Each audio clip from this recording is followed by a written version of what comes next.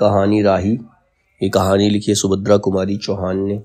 इसमें इम्पोर्टेंट क्या है, राही की व्यवस्था के कारण की गई चोरी की जानकारी से दुखी होकर अनीता द्वारा तत्कालीन कांग्रेस आंदोलनकारियों की सत्ता लोलुपता और ढोंग पर चिंतन और विवश गरीबों की सेवा को वास्तविक देशभक्ति समझने वाले स्वप्न से बनी कहानी है। इसमें दो मुख्य कैरेक्टर, एक राही है और दूसरी अनीता है। राही जो है चोरी करके जेल गई है, जबकि अनीता जो है वो देश के लिए आंदोलन में भाग लेती है, उस वजह से वो जेल गई। दोनों की वहाँ मुलाकात होती है।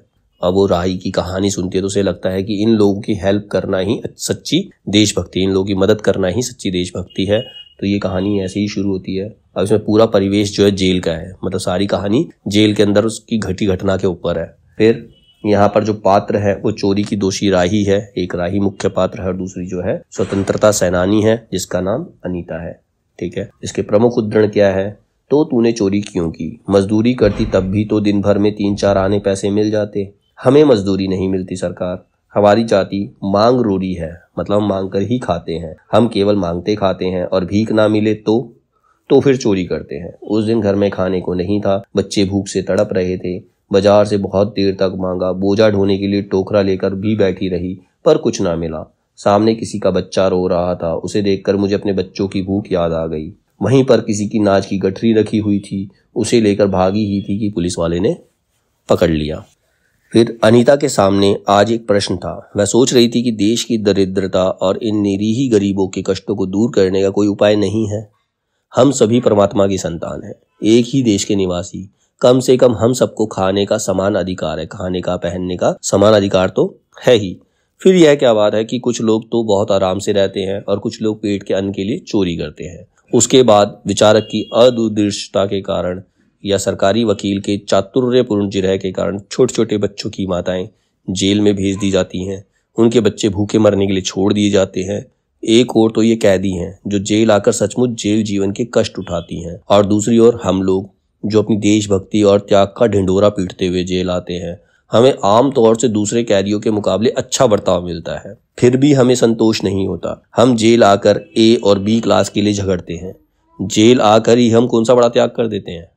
जेल में हमें कौन सा कष्ट रहता है, सिवाय इसके कि हमारे माथे पर नेतृत्व की सील लग जाती है। हम बड़े अभिमान से कहते हैं यह हमारी 4थी जेल यात्रा है, यह हमारी 5वीं जेल यात्रा है, और अपनी जेल यात्रा के किस्से बार बार सुना कर आत्म गौरव अनुभव करते हैं। हम अपने आप पर गर्व करते हैं, ठीक है, हमें अपने पर प्राउड होता है। तात्पर्य यह है कि हम जितनी बार जेल जा चुके होते हैं उतनी ही सीढ़ी हम देशभक्ति और त्याग से दूसरों से ऊपर उठ जाते हैं, और इसके बल पर जेल से छूटने के बाद कांग्रेस को राज की सत्ता मिलते ही हम मिनिस्टर, स्थानीय संस्थाओं के मेंबर और क्या क्या हो जाते हैं। मुझे खुद पे गिल्ट हो रहा है कि हम लोग क्यों जेल आते हैं। हम लोग अपने लिए आते हैं, अपना नाम करने के लिए आते हैं, अपनी लीडरशिप दिखाने के लिए आते हैं ताकि हमें एक अच्छी पोस्ट मिले।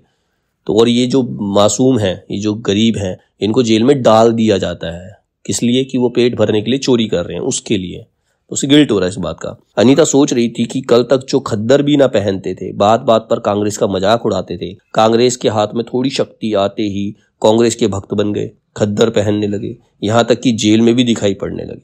वास्तव में देशभक्ति है या सत्ता भक्ति? तो ये देशभक्ति नहीं, सिर्फ सत्ता भक्ति है, सिर्फ सबको सत्ता चाहिए। वास्तव में सच्ची देशभक्ति तो इन गरीबों के कष्ट के निवारण में है।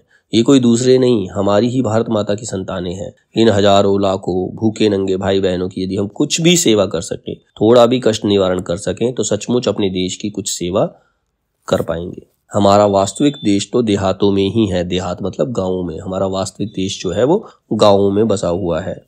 किसानों की दुर्दशा से हम सभी थोड़े बहुत परिचित हैं, किसानों की दुर्दशा का तुम्हें पता है, पर इन गरीबों के पास ना घर है ना द्वार है। अशिक्षा और अज्ञान का इतना गहरा पर्दा इनकी आंखों पर है कि होश संभालते ही माता पुत्री को और सास बहू को चोरी की शिक्षा देती है कि हमें कल को पेट भर खाने के लिए हमें ये करना होगा, करना ही पड़ेगा। तो ये कहानी है राही।